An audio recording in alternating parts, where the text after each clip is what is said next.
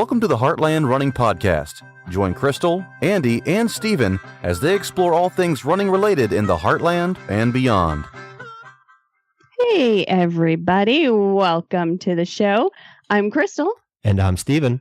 And we are the hosts that are here to remind you that the first rule about book club is don't talk about book club or the bottle of wine that I had in book club. Well, then that's it for the podcast. And scene.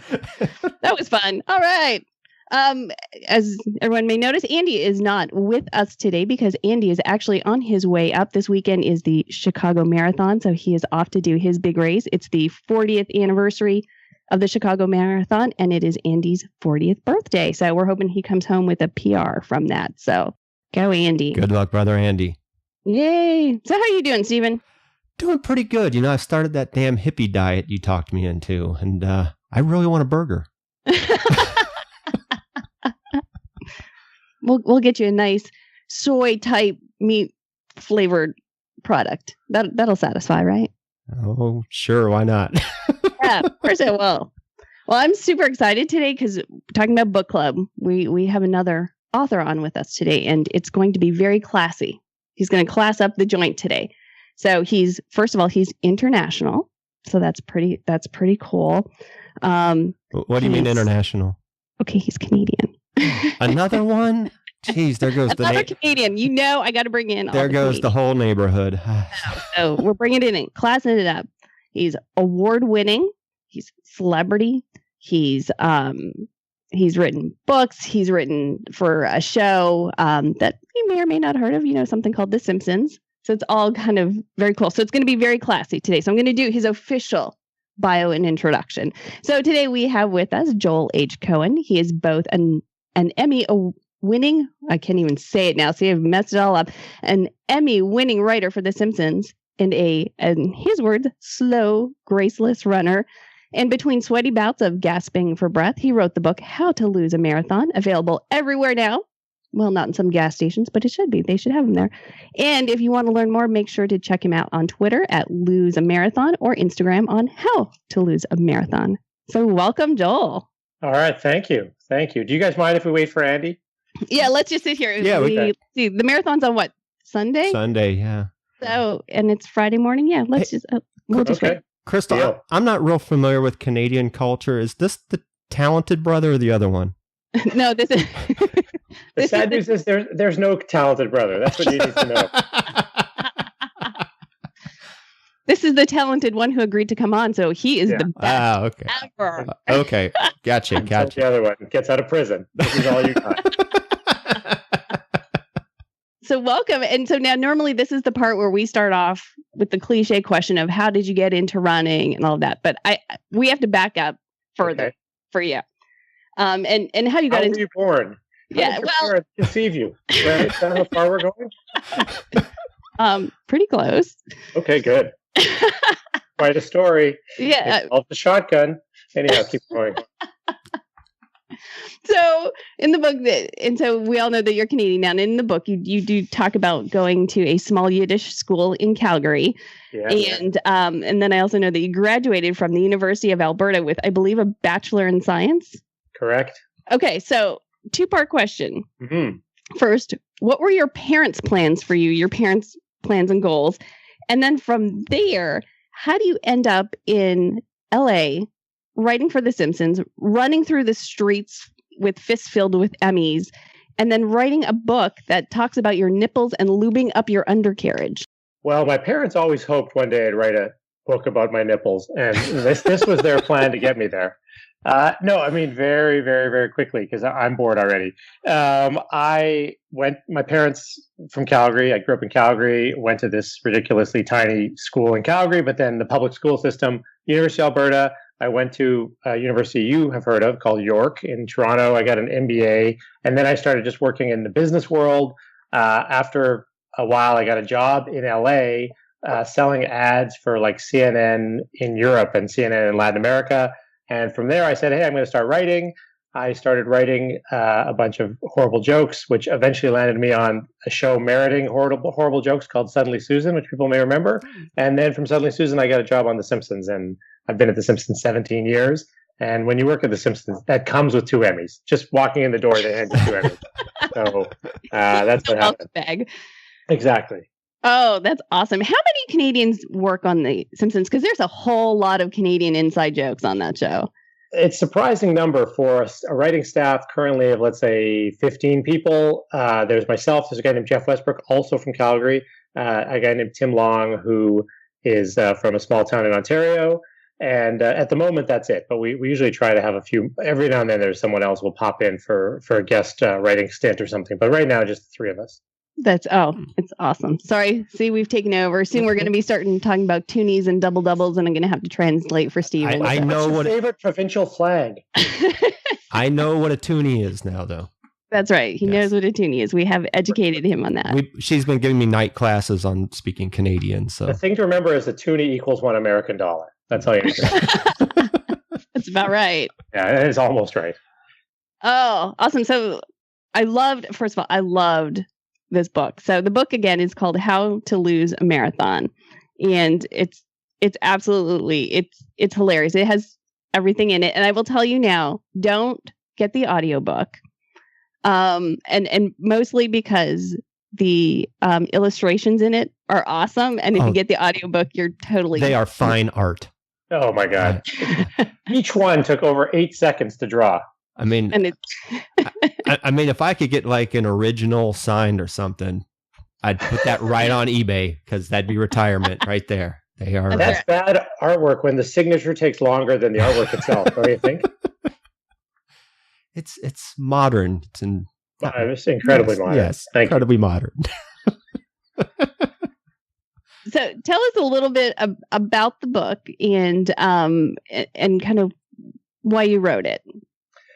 I'll back up a little to get there, but I never really liked running. I don't know that I do now, but the way I first got into running is I read this great book called Born to Run, which maybe your book club has even covered. I don't know. So can I stop you there? And I will say this is going to make you more of a runner than myself and possibly Steven, but I will confess right here, right now, that I've read about the first paragraph of that book, and that's about as far as I've gone. It's a shame. It's a great book. It's like I said, read it. It took a complete idiot like me and made me think, hey, maybe there's something to this running, because I just thought I read it and I'm like, people love running. That's what I took from the book. So I thought I'll try it. I started running a little bit. I was, of course, every step was closer to death. A hearse would follow me as I ran. And then I just got competitive with myself, and I'm like, can I go a little further? Can I go a little faster? Obviously, I ended up running a marathon, but along the way, I was just observed all these crazy things and my own struggle as a novice to run a marathon. And I wanted to write a book that was hopefully funny, but also sort of a guide for anybody that, like myself, was running their first marathon, or even someone that had run a lot of marathons, but the little things that happen along the way and what's involved to run a marathon, and hopefully in a humorous and maybe even informative way. Yeah, and I think you definitely did that. And I think this should be required reading material for anybody who's going to run their first marathon. Because again, it's hilarious, but you cover stuff that no other marathon book does. Like the simple things of like, when I go to start a run, where do I go? Do I run with other people? And just kind of all the little things that you don't think of. And then if you've been running for a while, it's those memories of going back and I'm like, oh, I wish somebody would have told me that, and remembering all that stuff.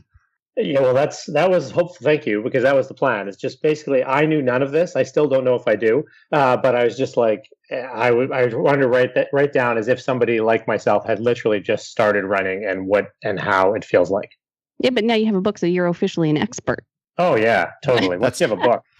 That's right, or if it's on the internet. Yeah, book or podcast, you know it all. Yep. Yeah, I'm ready for some CNN panel or something. Some of that international CNN. Totally. So one of the things I loved in there too is that you covered all of kind of the gear that you need, because that's one of the things like people tell you, oh, running's such a great sport, and in fact we have a trail not far from where I run, and it cracks me up every time I go past it. There's a sign and it says, fitness is free, just ask me. And meanwhile, I'm running by with probably about $500 worth of gear on. That's a good notice to any muggers out there that stand by the trail. Here comes $500. That's right. And I'm normally alone and running in the dark. Headphones on, she can't hear you. Come on. Bring it. Yeah. So, and I do have gear issues though. And Stephen makes fun of me because I constantly have packages showing up. But one of the things I really liked is that you went through here's all the stuff out here. Here's what I think's necessary. Here's what, like, don't spend your money on kind of thing. Yeah, because again, that's I try to relate my experience and try to offer it to other people, but that's exactly it. There is you do think, I'm repeating what you said, but you do think running is a sport that people from Kenya do, and forgive me, other countries that maybe don't have the disposable income that we do, and everyone does it, and they do it very well, but far better than we do. But then, of course, like anything, there's a bunch of crap you can buy to adorn yourself with as you do it, and I went through it. Yeah, even back to Born to Run. Born to Run is all about barefoot running. So they suggest you don't even need shoes. So, there's lots of questions about what you do actually need and what you don't need.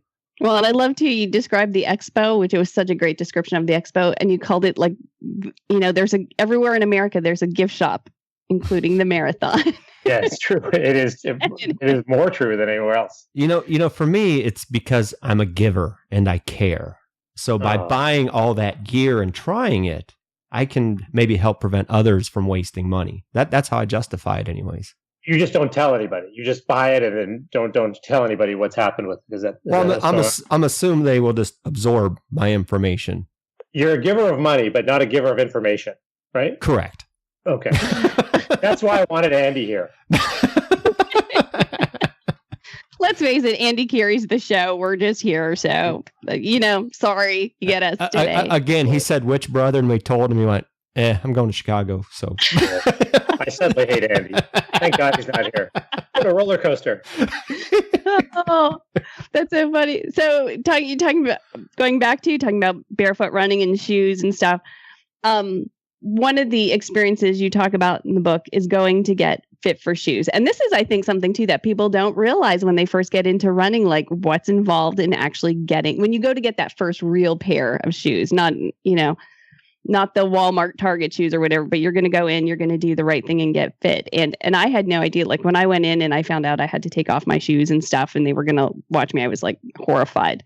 But this is one of my absolute favorite passages in the book is when you talk about going and getting fit for shoes. So you're in the store, and if you would be so kind as to read that paragraph for us.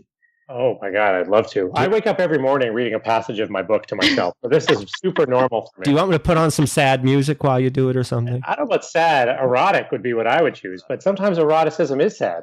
Let's talk about that. Are you ready? This is exactly the island vibe I imagine goes with the book. Here we go. Just jump in. Yeah, just jump right in. This is page 69 of How to Lose a Marathon with Joel H. Cohen. At the store, a helpful sales clerk went right to work trying to determine how my foot rolls when running. She had me climb on a mini treadmill and watched as I ran on it in my stocking feet. I began lumbering along, and mid-run, I realized this is probably as close as I'll ever get to exotic dancing. The only exception would be if I were invited to perform at an all-blind bachelorette party. If that ever happens, fair warning to the blind bride and her maids of honor. Even if it sounds like I'm dancing, in my imaginary anticipation of this event, I've already chosen Def Leppard's Pour Some Sugar on Me as my song. I'm really just going to be sitting in a chair. Even still, tips are appreciated. I love that. Oh, yeah. Go ahead. Congress number 163471215. I don't know. Love it. Thank you. Thank you so much for that. Pleasure. That was excellent. So it's interesting because you talk about how much you hate running. You decide to go run the marathon. Part of it's inspired by Born to Run. But I have to ask, because this wasn't anywhere, and there seems to be a trend among our Canadian runners who come on that all of a sudden, one, they go from nothing and go into like these crazy distances. But there's normally alcohol involved. Was there no alcohol involved in this? Do people consider heroin alcohol? No, there was really no alcohol. I mean, also part of my experience was very solitary. I didn't run with anybody. I didn't join any groups except for the marathon. I joined like a charity team to run, and there was a little bit of alcohol in that. But there was not a lot of alcohol involved. It was just stupidity, I'd say. The alcohol of the masses. See, what we've had is even people want to go off and do the whole solitary thing. The decision to jump in was normally alcohol fueled. I'm so dumb constantly that I think I'm like at a 0.15 alcohol level. Like that's my brain level constantly. So I don't need alcohol to be dumb. That's just nice constant buzz. Oh, exactly. Oh, that's awesome. So then you talked about that. I found this fascinating. So you hated running, so you had to distract yourself along the way. Yes. And you couldn't let your brain think about what was happening. So you talked about you would listen to audiobooks and podcasts and all that type of stuff. And at the back of the book, there's a great, list of stuff that you really enjoyed. But what I found fascinating was a lot of the audiobooks that you listened to were running books. It's true. You get into something and you get into it. And it's true. I found it in a way motivating. A lot of them are really great, interesting, fascinating books, regardless if you're into running or not. But once you kind of delve into something, you just want to learn more about it. And all of those books that I mentioned are super interesting and informative a little bit about running as well. Different types of running. I don't know that any are even about marathons. There's a couple about marathons, but some are about like breaking the 4-minute mile and other just running events. Like Shoe Dog is a phenomenal book about the invention of Nike. So things like that, but all great books. Were you trying to do like a total recall thing and hope you could just absorb the knowledge and you would just think you had done all these amazing things in the books? I didn't know that was an option. Where were you like, a couple of years ago? I would have done that in a minute. It doesn't work. No, I know. I also listen to some podcasts about serial killers and stuff. So I don't know what I would have imagined I'd done at the end of all of it. So the marathon that you chose to run was New York City. And there is a great description in the book for people who want to go through how you decided to get to that point. And that was the one that you chose. And so what was really interesting was I was wondering as I was reading it, how you got into New York, because I know it's either lottery or, if you're fast and all these other things. And you wouldn't have had a qualifying time because, again, you decided to go from nothing to a marathon. Plus, I'm not fast. There's no one would ever put the word fast anywhere near my name. So I just assumed because, you're Joel Cohen that you could, wave an Emmy and a statue of Homer and you get in, but it doesn't work like that. So you decided to go the humanitarian way. So tell us a little bit about how you ended up getting into New York. Right. Well, for people that don't know, and I certainly didn't, I probably decided to try to run New York, I'm going to say 5 months before. And hey, what a surprise. This massive world famous thing is often sold out. So it was sold out. I had missed the lottery, I think, actually. And then I, of course, did not have a qualifying time, which I probably missed the cutoff for that as well. So the last option for New York and many marathons is that you can join a charity team where basically you agree to raise a certain amount of money and you get a guaranteed spot in the race. So that was my only option, which I chose. But then, like a horrible humanitarian, I was like, which charity has the lowest amount that I need to raise? And I found this great charity called Shoe for Africa, which builds hospitals in sub-Saharan Africa. So I ran for them, basically. They were the team I just latched myself to. And I, like every team I've been on, I brought the whole team down. But they're super great. And they offered this, once I actually got to New York, this great environment where we had a bunch of sort of get-togethers and got a couple T-shirts out of it. So all in all, a good experience. That's awesome. And so that was kind of when you were doing some of that stuff. That's the first time you've really run with other people too, wasn't it? It was. And I tell a quick little story that the day in the marathon training program, the day before marathon, as people may know, you're supposed to do this thing called a shakeout run, which is just like a 2-mile run, easy pace 2-mile run. And when we all had brunch this morning of our shakeout run, and then we're going to go for our shakeout run, and the guy's like, okay, let's do it. We'll go at an easy pace. And then the pace he said is exactly the pace I hope to run the marathon at. So like their easy pace was my marathon pace. So we're 2 miles. What should have been an easy run for me was like kind of going full speed. But that's the level of the team I was on. Since I'm yammering, there was a guy on my team that was this German dude who one of the other guys on my team knew, because one day he was in Washington about to run the DC Marathon, and this German guy, was in DC and just saw that there's a marathon that day and signed up and ran it. Like he was just in marathon shape every minute, that he could just, a marathon, maybe I'll do that today. Like the way you and I go to Target or something. And he ran like under 3 hours, I think. And in New York, of course, ran under 3 hours. So this is a word of warning. There's a very fit German guy out there walking the earth, just so we all know. Yeah, we need those people. Yeah. No, I'm right. Nice guy, I'm right here, people. Fit. I'm right here. I can hear you. You've done so well to cover your accent. Hans Gruber. Yeah. It's all out. Oh, that's so funny. So you went in with the you had a set goal for the marathon, which actually a lot of people go in with this goal, and that was to beat Oprah. Oh, yeah, I had to beat Oprah. Yeah. You got to have, you always have to kind of have the couple goals, the A goal, the B goal, and the, don't touch goal. Yeah. I when I was trying to find what pace to best run at, you kind of stumble into or settle into a pace, I'll say. And once I kind of found myself around the 10-minute per mile mark, I was trying to find a celebrity I could compare myself to for motivation. And it turns out Oprah ran, I think, the Marine Corps marathon at like 10 minutes, just over 10 minutes a mile. So my whole goal was to beat Oprah, a quest that Oprah knows nothing about and does not even know that I beat her. But I assume she listens to this, and right now she is furious in her mansion in Hawaii. I can see the email already. Every word. Yeah. So what was that, Stephen? I said I can see the email coming already. Oh boy. Yeah, send it. Dear Andy. Yeah, but that's right. Send it to Andy. we get Stedman though. We don't rate too high. So. Oh wow. Yeah, we don't even get Gail. Wow.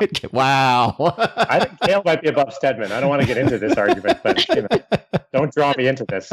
That's what isn't Stedman out now? Oh, I don't know. This seems like the right place to do it, so let's do it. This is where we want it. In fact, one of my favorite lines ever that I use all the time is actually a Simpsons line that was, I used to be with it, and then they changed what it was. Oh. So I have no clue what goes on anymore. If it's funny, I can guarantee I didn't write it. So I don't know who did. That line's probably from before you were even on there, wasn't it? I don't recall it, so it could be. I'm thinking that was back when the show was good. When the show was good, clearly. Exactly. Before the Cohen decline, they call it. The Cohen trench. Oh, I've seen that chart. Yeah. And Joel, I might be angry at you because when I was reading your book where you were talking about what races you were looking at, all I'm thinking is, oh God, Crystal, don't sign us up for this one. And I just know she was going, Everest? I'd love to do Everest. Oh, yeah. I think it's in the book, too. My doctor did the Great Wall of China marathon, which is sort of on the Great Wall of China, and it sounds horrible. It took him 7 hours, and he's pretty fit. So it has all the stairs. Oh, yeah. That sounds awesome. Yeah, I have a kind of bad habit of picking races and forcing Stephen to do them. Yes. We have. It seems like no better forum to talk this out. How does that make you feel, Stephen? He loves every moment of it. I love them all. I always say, sure. But when I was looking at times, just to make you feel better too, that Tiki Barber ran the New York City Marathon, and you beat Tiki Barber. Wow, really? I did not know that. Yeah, see, I feel like Tiki Barber's legs and mine are both in the same physical condition, just like piles of dust in the shape of legs. But if I beat Tiki Barber, that's pretty good. Well, I don't know. I just think it's kind of cool to be able to say that you beat Tiki Barber in something. Okay. I look for little things that make me feel better about myself, so I like to. Although that's my next phone call. Tiki, guess what?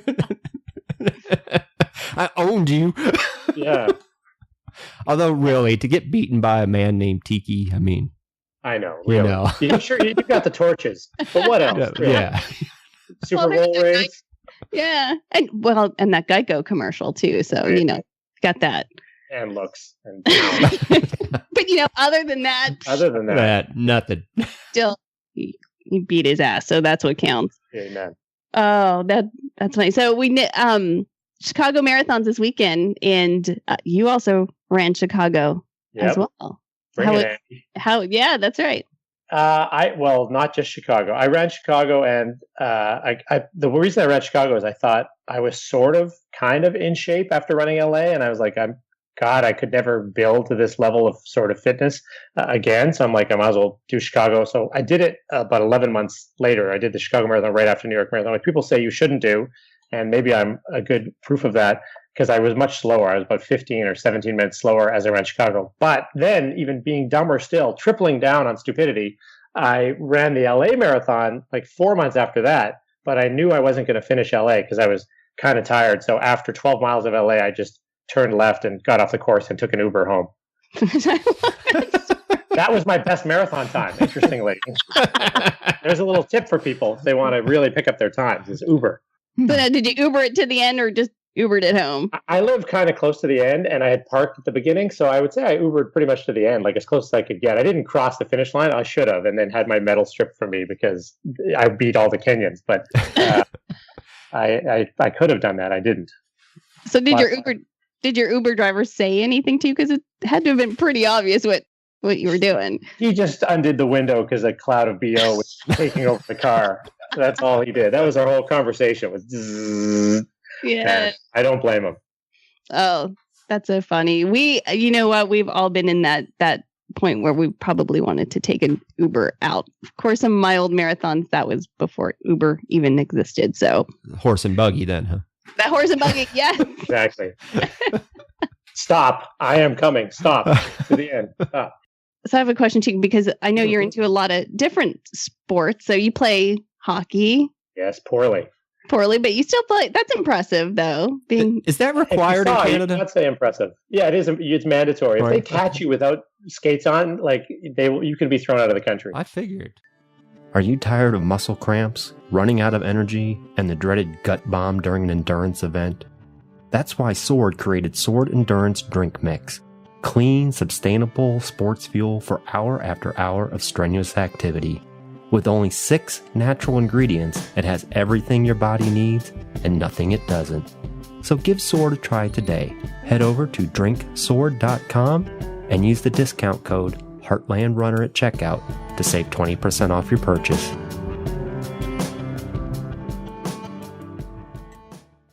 Yeah, we all grew up. I mean, for at least where I grew up, what neighborhood pools are here is what hockey rinks were in Canada. Yeah. People would flood the park near their house and then you just go skate. Yeah. So we really did grow up doing that. And then I know that you've been into rowing and some other stuff, but I have a question. How did the September Ironman go? Well, what she's referring to, this is the second year we've actually done it. At The Simpsons, one of my colleagues, a guy named Rob Lezebnik, had this idea where over the course of a month, we each need to to finish the different elements of a triathlon. So over the course of a month, each person has to run 26.2 miles, has to swim 2.4 miles, and I think it's cycle 112 miles. So total over the month. So we did it last year, and I would say out of 11 of us, only 3 of us finished. And this year, I'm proud to say, only 2 of us finished. I was not one of them. The thing that always kills me is the cycling, because who can cycle 112 miles? That's 112 miles if you have a piece of paper. You can do the math. But it's a long way to cycle. I always do the running, no problem. And the swimming I even have done, but I just always fail on the cycling. So I did not compete. I did not finish this year. Well, is there a loophole? Since it's only in a month, couldn't you just do, 5 or 6 miles every day? Well, no, that's it. You can, of course, build it up over the day, but even still, it's just an effort to cycle 5 or 6 miles a day.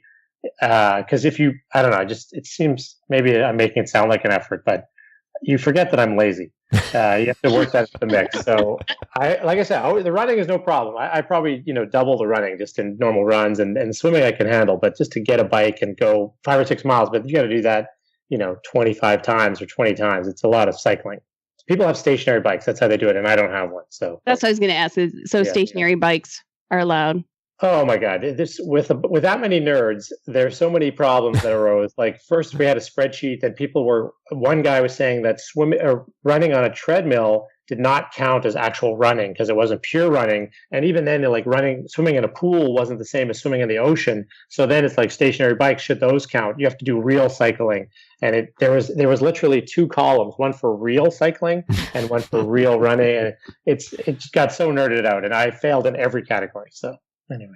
Oh, that's awesome. So now, of course, the guy who started has to be like the only guy who finishes it, right? Yeah, of course. Yeah. So there was one other guy who only works 1 day a week and his life is so empty. This is all he had. We didn't want to take it from him. So he finished also and was very proud of himself. He was talking about it yesterday. So do you guys make up like fake medals and stuff too? We talked about that, and then we didn't do it. But talking about it is important too, right? Well, that's part way. That's how stuff gets done. Yeah. It didn't happen, but maybe next year when none of us can finish, we'll have the fake medal that none of us can claim. You get your participation medal. Exactly.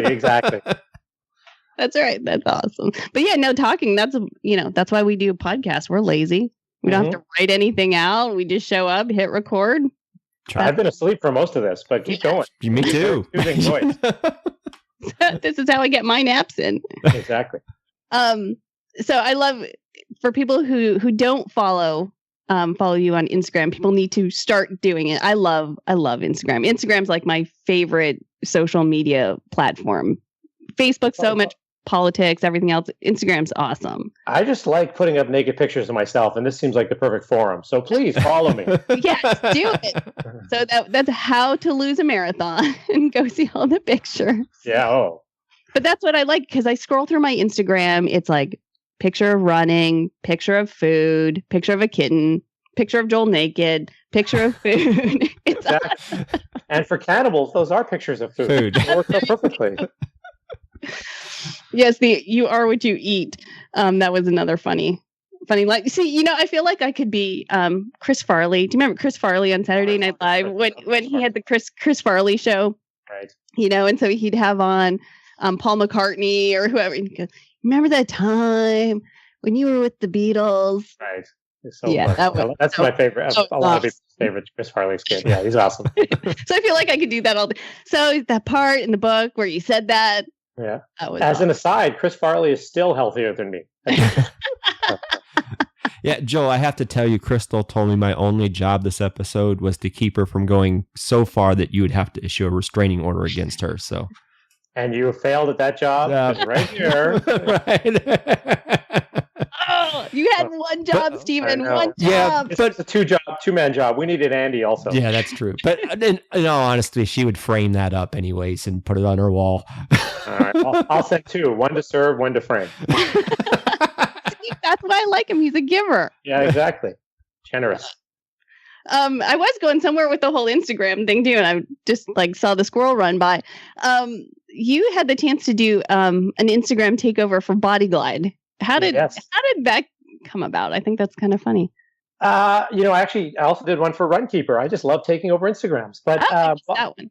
But that was a long time ago. But Bodyglide, just read the book. So I know 2 people have read the book at this point. I'm keeping a toll. And they just reached out to me and said they loved that I mentioned them in the book, and they asked if we could do something together. They said they would send me a gift pack of Bodyglide, which I never received. So if they're listening, my thighs are chafing right now.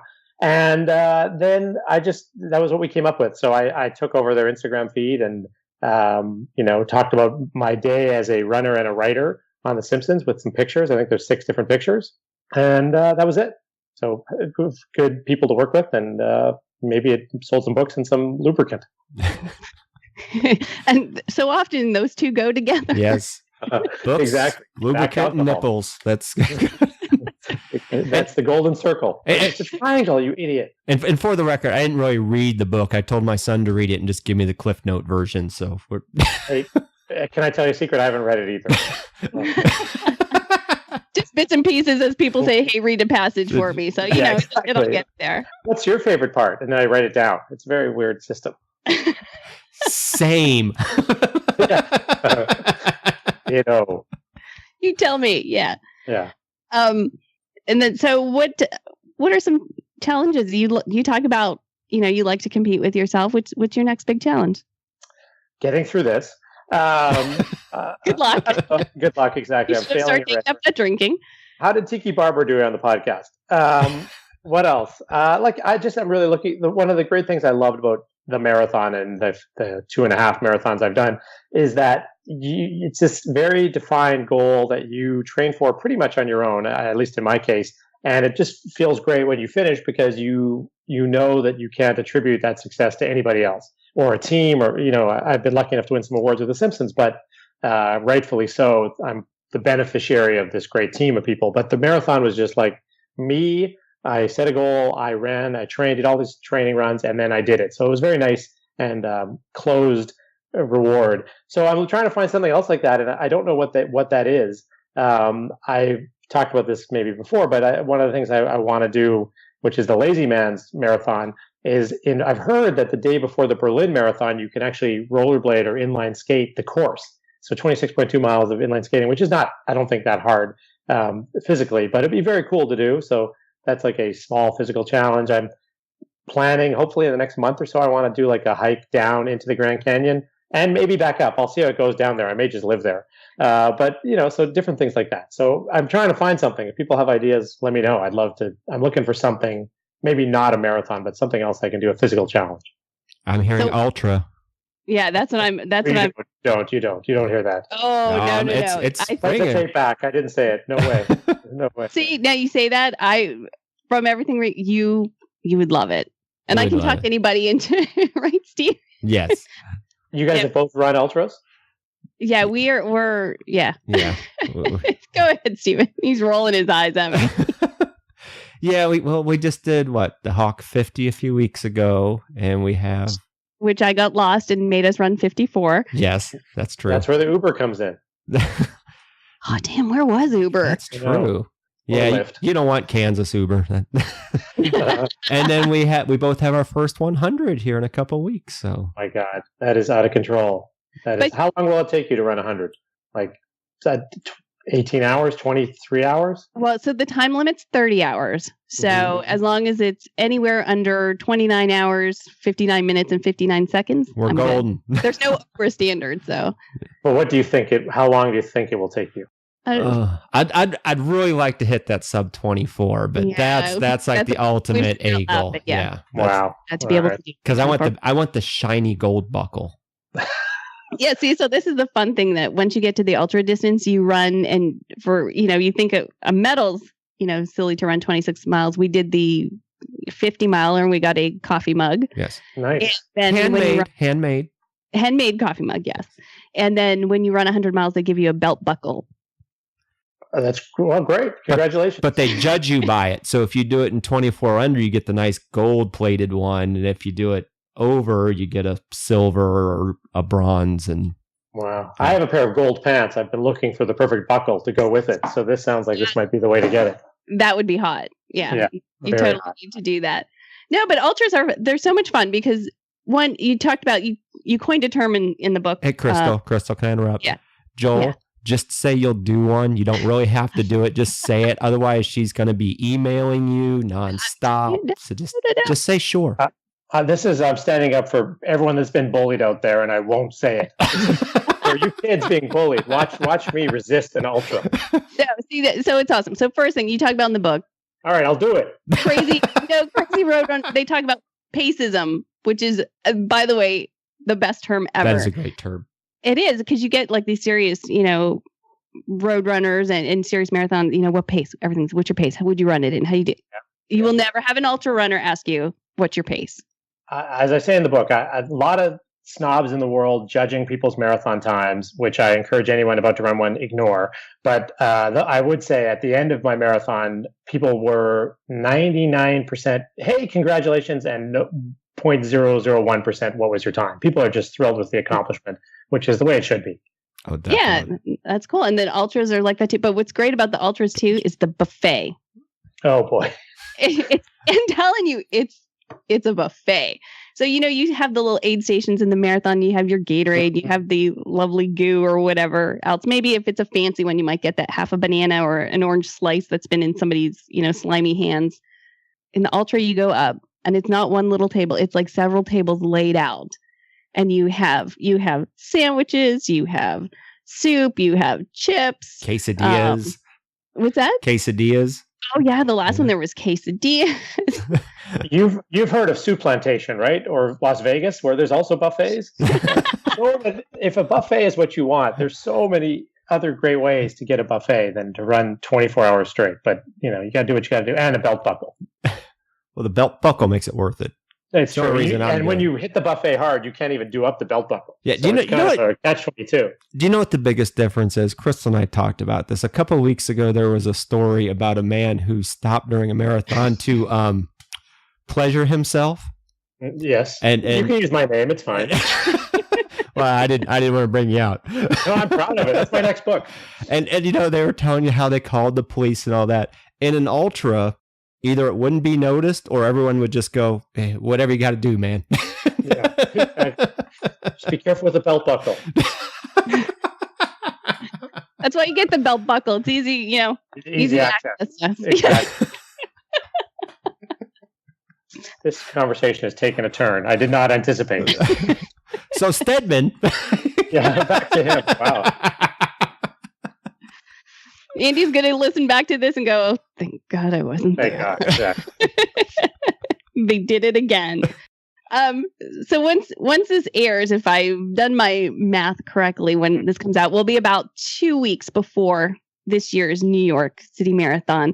What kind of advice do you have people who are either running their first marathon or who are just doing New York for the very first time? What do they need to do? What do they need to see? Or it sounds vague and lazy, but that's two descriptions that are apt.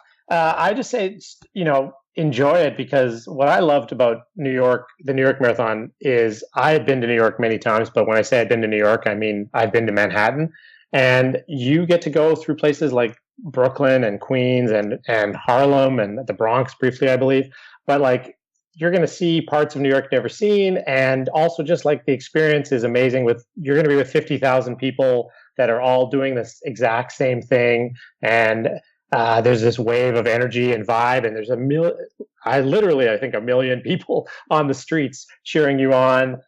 So it's one of those things that, yes, you want to perform well and you want to finish and you want to live, but just I'd say really soak in all the cool stuff that goes into the making and running the marathon, but just surrounds it, because it's this amazing experience that happens once a year, and it's phenomenal. It's a really super cool thing. That would be my vague, lame advice, but check it out. It's great. Will you be running this year? No. No. I don't even know that I will watch it on TV, but I will know it exists. So what's your next big race?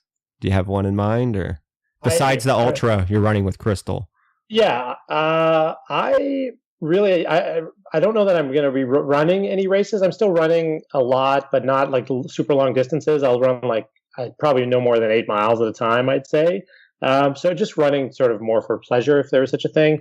I'm doing lots of like hiking and stuff, but I don't know that I have a race pegged. The next thing might be this Berlin inline skate-a-thon, which I've planned, but that's not for a year, so we'll see. That's really cool. I'm terrified of rollerblading. Can I just say, like, the idea of that terrifies me. I think it's pretty flat. That's one of the benefits.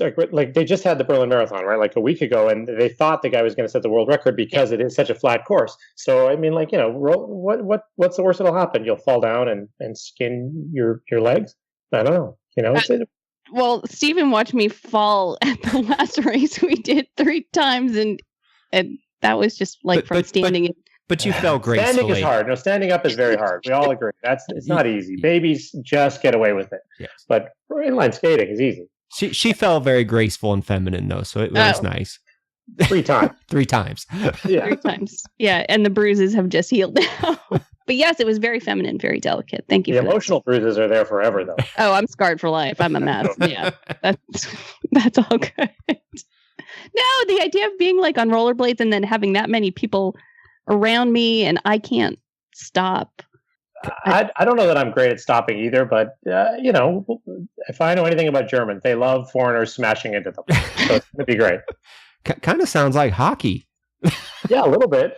You could bring a stick, I suppose. Sure. Okay, let's look into that. Full contact marathon? Yeah, just like let's see what happens. Our next podcast will be from a Munich prison. okay. Heard they're very comforting people. You too. Modern furniture. It's all IKEA furniture. We really can't go wrong on the buffet. Talk about a buffet. So yeah, I think I've changed my whole plan for next year. So the original idea was that we were going to go. We're associated with a race director, and we were going to go run all of his ultras next year. I've changed my mind. I have never been to Vegas, which I can't believe I haven't been to Vegas. But I think I'm just going to cancel all races. We're just going to go to Vegas. Red Rock Canyon. May I propose a Vegas marathon? 26.2 different buffets. And just hit each one and just gorge yourself silly. That's and then genius. Have your stomach pumped on the last day and go home. This is why he has Emmys. That's right. Yeah, that's the next Simpsons episode. Speaking of which, I heard that you'd pitched a couple marathon ideas. Did one of them? No, I pitched after I read Born to Run. I pitched an idea which, like many of my ideas, was not well received.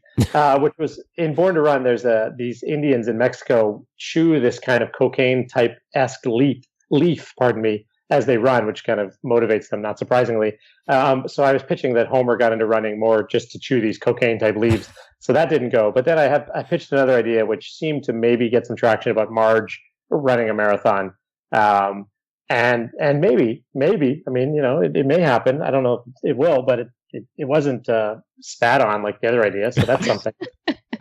So we're that much closer to it. Exactly. Hey, and if you can get us written into the script somehow, I will keep Crystal from pestering you about ultras. No, I wrote down man pleasuring himself on side of road. Okay, so all right. You're in. You're in. Woohoo. Yeah. Yeah, we'll see that one. I'm like, hey, that kind of looks like Steven in orange. Always practicing. Yeah. Oh boy.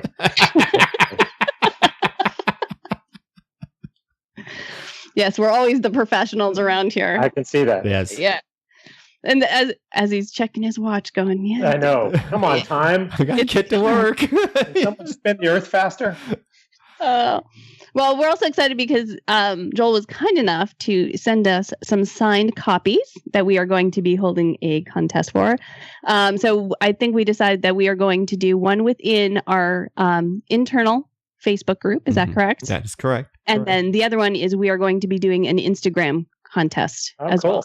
Yeah. So you'll tell me, and I'll link to it or post it or awesome. I don't know the words, but I'll send a naked picture of myself to it. Perfect. Right. We'll make sure. So be sure to check that out. And then we are also I want to add in additional copies too, because I really think this needs to get out there. So I'm going to hold a separate one. I want to do this one through email, and this one's going to be for anyone who either hasn't run a marathon yet, but you're thinking about it, or you're getting ready to run your first marathon. So I want you to email me your story. So you can email me at crystal@heartlandrunning.com. And in the headline or in the subject line, make sure to put how to lose a marathon. And I just want to hear about your story, and I'll pick 3 people from that. And I've decided that because normally we just do you have to live here in the US, which when you lived in Canada, that always sucked because you can never go into any of the good contests. But if you live anywhere where Amazon will ship to, you can enter. And if you live somewhere where Amazon doesn't ship to, that's probably not a real place anyway. So my sister-in-law lives in Switzerland, and Amazon does not exist in Switzerland. So suck it, Swiss people. There you go. Sorry. Yeah. Sorry. Our big Swiss audience. Yeah, I guess they need to follow Tiki. Yeah, exactly. That loser. That loser. And I think we'll go ahead. And I'll give a deadline for this too, so that people are still, not emailing me in January. Not that I don't want to hear from you, but put that in the subject line so I can delete it fast. No, I'm just kidding. So let's go until November 5th, which is the day of the New York City Marathon, and we'll go until noon Eastern time. Exciting. And then we'll announce it after that, and we'll get those out. I'm totally going to enter. Yes, you should. And you see how freely she spends show budget. I know, exactly.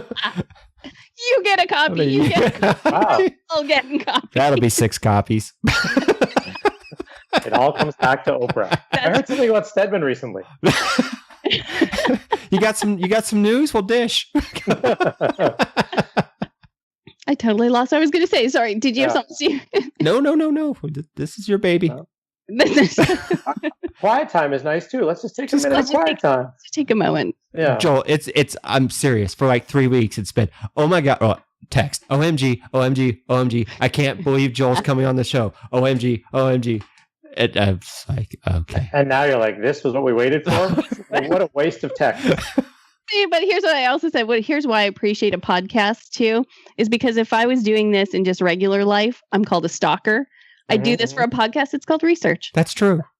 Yeah. Very true. It's I'm just a stalker, but no, it's all good. I'm thrilled. I'm happy to do it. I was so excited that you reached out to me, and I'm thrilled to be able to do this. That's how I got Crystal on the show.